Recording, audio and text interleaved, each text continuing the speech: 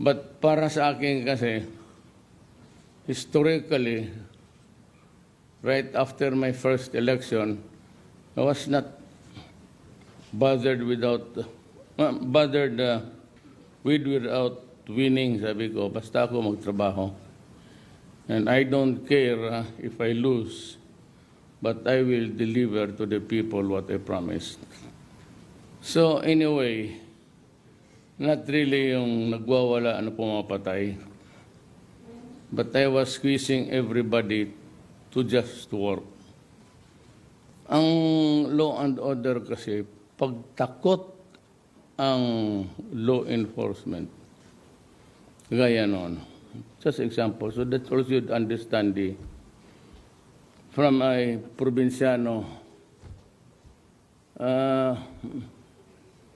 marami nga dyan, wedding, tong-its, tari-tari, sabong sa kanto-kanto. Usually, it's always under the protection and consent of the precinct commanders, which in turn has the blessing of the RD and upwards. Ganun yan eh. That's how it works in the Philippines. Pati yung mga video karera, hinayaan ko na lang yan for the moment because I'm busy really in the fight against drugs. The fight against drugs is actually a working network of the big ones. And unless you're able to destroy the apparatus national level, you'd not be able to get a relief sa drug problem natin. Kasi yan sila nagpapalitan ng teritoryo. If it is hot there, if it is medyo alanganin, they just transfer to another territory, and it's the art of accommodation and compromise. Yun ang laro dito sa Pilipinas. And the reason I am not so keen about going after gambling is not because I want it.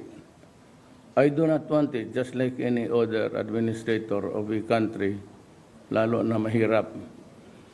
The problem is I do not have the men to focus on one area kagaya ng droga. Kasi pag nabakante ang network dyan, nature hates vacuum. And somebody will just have to take over the vacuum that you leave. So from one of sweating yung patad, the distribution would shift to druga. Kasi nasanay na ang mga tao under a lot of activity. It's really an apparatus. And unless you're able to deal with the apparatus, which is really the meat of the matter, you'd not be able to stop sweating. For that matter, sugal, pati yung droga. But the more insidious is really drugs. And it is sabi nila disease, it is, but it is an acquired and willingly. It is a disease which you get with your free will. Sabihin nga nila, sakit yan, hindi. Tama yan, magkakasakit ka talaga, but it is an acquired disease. And in terms of health, in the area of health, magastos yan. For the 4 million to be rehabilitated, reduce it to something like 2 plus. Baka yung iba naman kaya nila magpaggamot na even in the medical city, it's about 300 pesos a month. Kwenta-kwenta namin dito sa cabinet meeting kahapon. By the way, after so much debate, yung climate change pipirmahan ko, it was a unanimous vote except for one or two. Ako yung isa which was arguing about if it's a binding treaty, you have to have a sanction. But it's binding. If you read the treaty, it's binding, but there is no sanction. So that if it is a law country, in terms of economic level, the big ones will always force you to do it. But if it is the highly industrialized countries, there's nothing you can do about it. Because yung sanctions cannot be done by the smaller nations, let alone without the powers of pressure. The name of the game is pressure. And isa pa dyan, do we get the money? Now remember, contrary to the popular belief, we read the contract word for word. Yung pera na to be culled sa mga rich industrial countries, hanggang doon lang. And there is no binding agreement that they have to pay this and that. At yung sabi nila na they're forced to say that, sali na tayo dito, kung magkaroon tayo ng damage, makakolekta ka dyan sa 200 million revolving fund o 300 billion or million. But whatever it is, the industrial countries have been known not to honor financial obligation, especially America. It has not paid its dues to the United Nations. Late yan sila mag-work. At hindi kung hindi ka makabayad dyan sa America, United Nations, mas lalo na kung... So it's more or less a problem of perception. But yes, I presented the strongest argument against it, although later bumigay siya.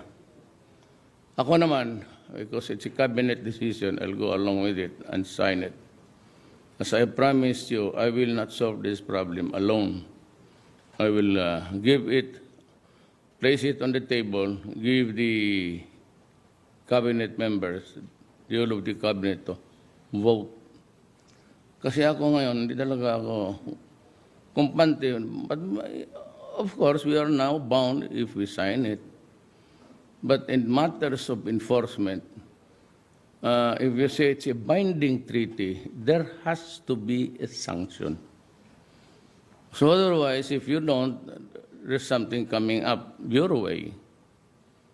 The problem is read again, and you'll find that there is sanction. Even in the matter of contributing the money to a common fund, read again, because it does not say about payment of damages that you may incur in a storm or a typhoon like Yolanda.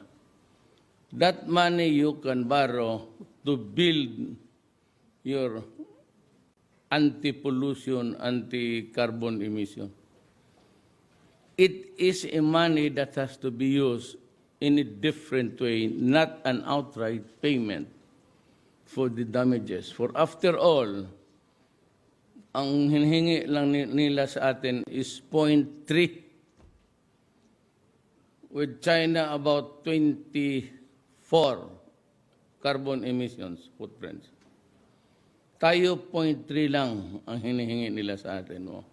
But ang national law natin says that over the years, we will have to reduce it by 70, if I'm not mistaken. Hindi na kaya sobra nga eh. Ang hinihingi nila, 0.3, there's really no point in even insisting on signing it. Because the national law, which binds us only, says that we have to reduce it by 70. Look at the law. Hindi na kailangan nga eh. 0.3 lang hinihingi nila. We overshot it by 1,000 miles. 70 yung atin. So ang hingin nila sa atin ngayon is hindi na 70 but 0.3. But we have a law which if we don't amend or change or modify, it imposes a more stringent and strict number. That's why it took us several hours to finish the cabinet meeting, only to dwell on that particular issue. But hopefully, I said, with the decision, which I myself decided to be decided by the committee as a whole. So, walang problema ho yan. Apurado lang kasi yung iba. No, and they were blubbering their mouth about not my signing. I did not have a single even one-page paper before in front of me. So what do I sign? What do I study? Ang mahirap kasi, when one starts to, but that's always the vow in the freedom of the press. Whether you're too early or too late, as long as you are read on by other people, they love to be in hurry. And wala pa naman sa. When I said that I was not keen to it, I was only expressing my expression.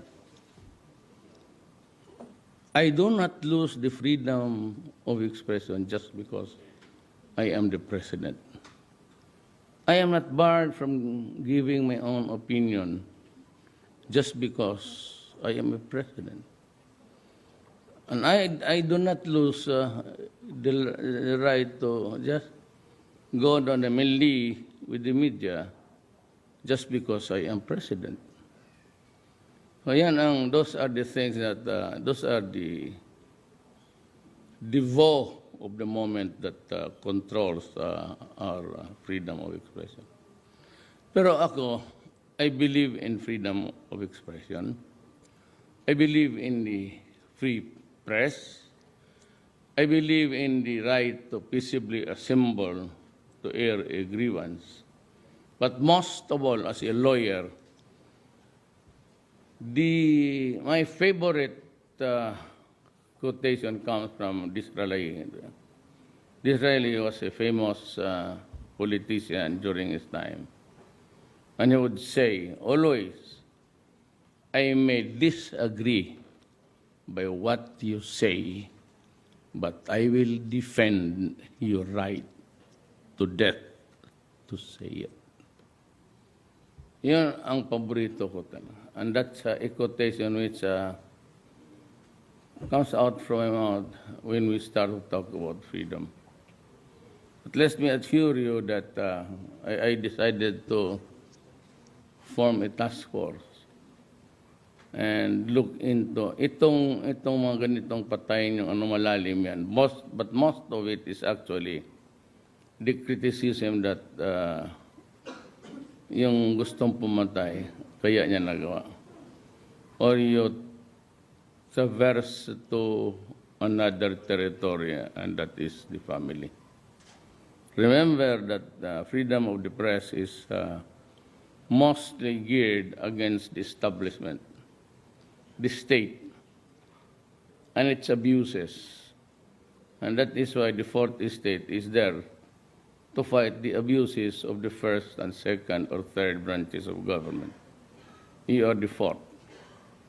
So, ang dapat lang, but some order in the provincial news,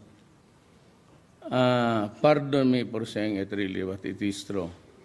Yung kulang yung dito, tapos, sabi nga nila, inutusan lang magbili ng pan, pagbalik, announcer na. Just because yung iba, malakas kasi so they are the contenders of, kung mayroong kasi kung mahusay ka magbaboy ng tao, enjoy yung mga, so you get a lot of the market. But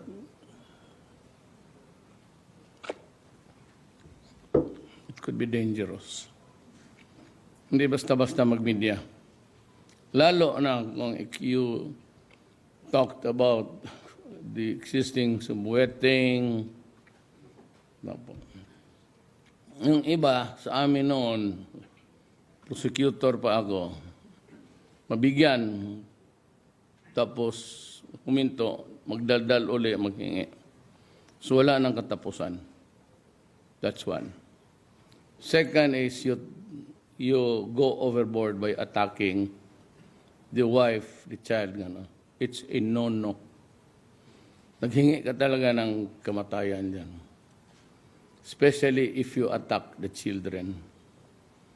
Buwete pa, baski yung tao lang mismo, balik-balik ta rin mo ng babuyin mo. But never, never enter into the private domain of private lives. Talagang hiritang ka dyan. Lalo na anak, asawa, gano'n. Yung asawa niya, nangaliwa, yung asawa niya, hostess yan, delikado ka. Because, people can take, they can swallow insults, lalo na kung totoo. But hindi nila kaya yung babuyin mo yung pamilya. Because never really learn the pattern. One man's sin cannot be the sin of the family. So yung yung iba dyan papasok doon sa probinsya tapos ganon. Ayun ang delikado. It's more of education sa ethics and whatever there is in media. Aking, that's just a piece of advice. So once upon a time, I was there down. And marami ako, pati ako napagbintangan pa. Pati yung sinasabi nila nag-atake sa akin, it made me more popular. It guaranteed the 23 years of my mayorship. Alam mo, ang nagkamali dito, politika tapos naman. Hinihirita nila ako sa law and order. Hinihita nila ako sa kriminal na yan ang gusto ng tao. Kaya ako nanalo, baski hindi ako kilala because I was carrying the message. Law and order. O kung hindi law and order, at least ang tao hungry for a peaceful community. It could be a barangay, it could be a city, basta community niya. Pag nakauwi yung anak nila, wala na silang takot, nakalalakad na sila. That is why the rating for me mas mataas. They never learned the lesson. In Davao, for the 10 elections, ang akin babae, pati extermination of on both, I said, totoo yan. Hindi mo naman masabi. It's really useless magsabi sa ikaw, tarantado ka, tarantado ako. You are not a statesman, you are not like a presidential. I never said I was a statesman. Ang pagkaalam ko, tumakbo ako presidente, hindi ako tumakbo na pagka-statesman. My language is rough. Well, you know from where I came from. I've always been that way.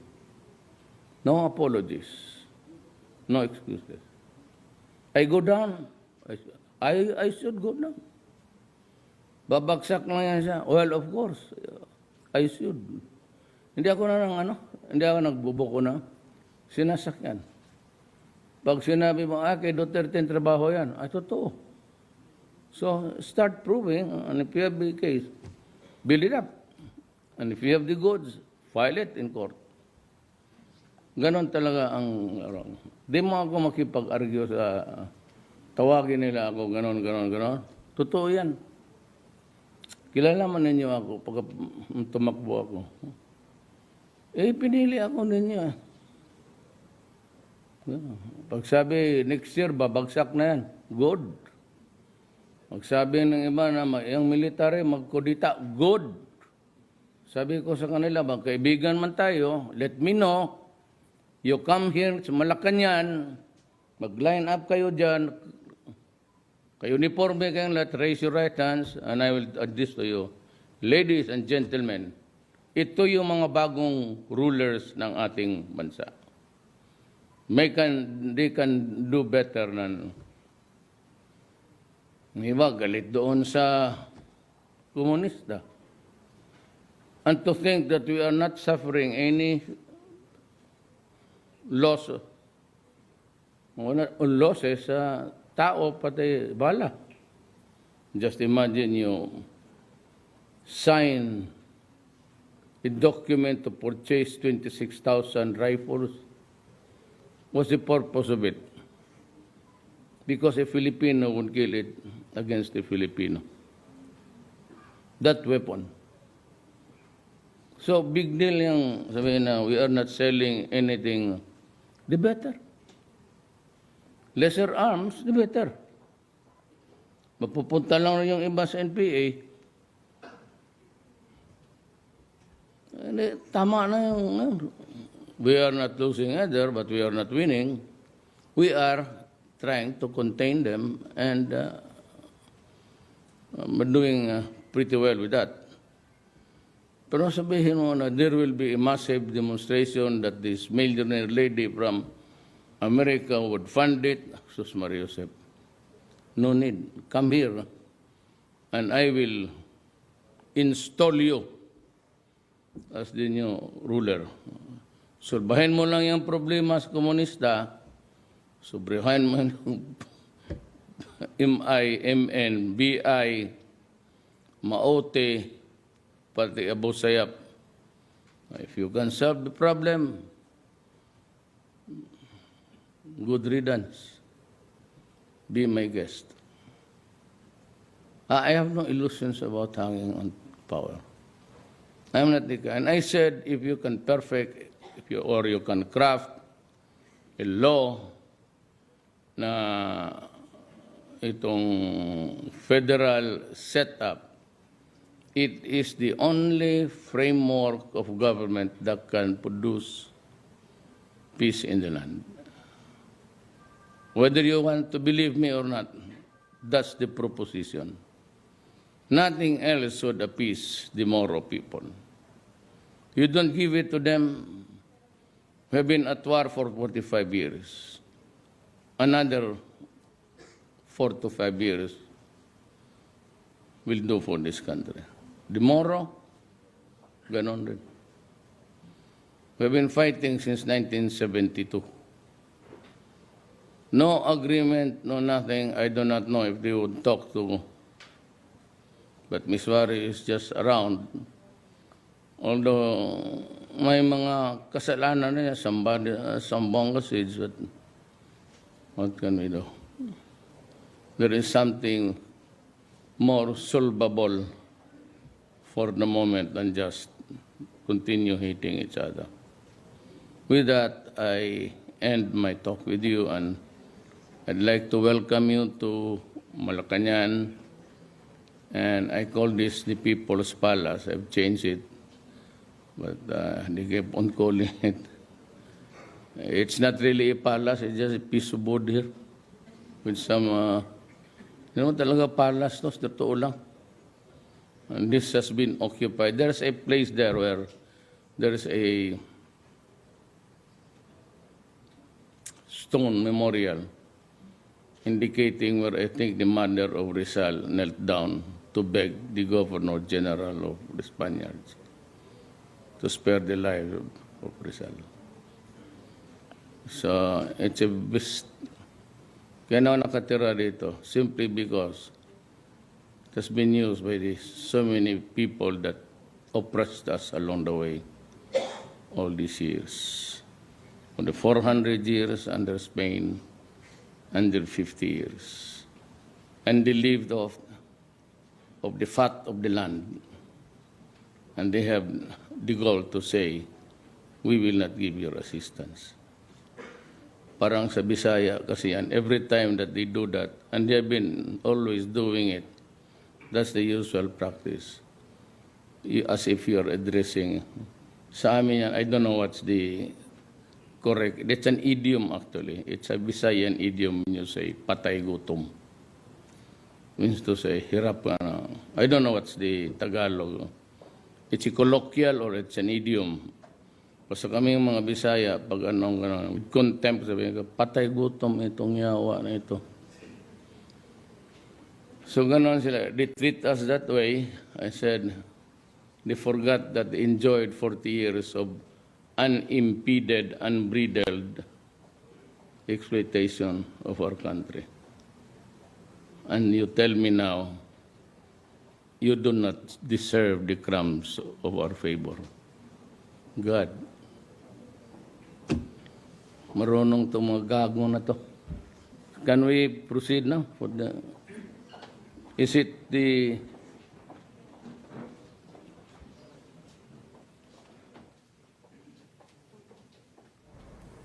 President Rodrigo Duterte there leading the oath-taking of the newly elected officers of the National Press Club of the Philippines. He talked about law and order concerns and his drug war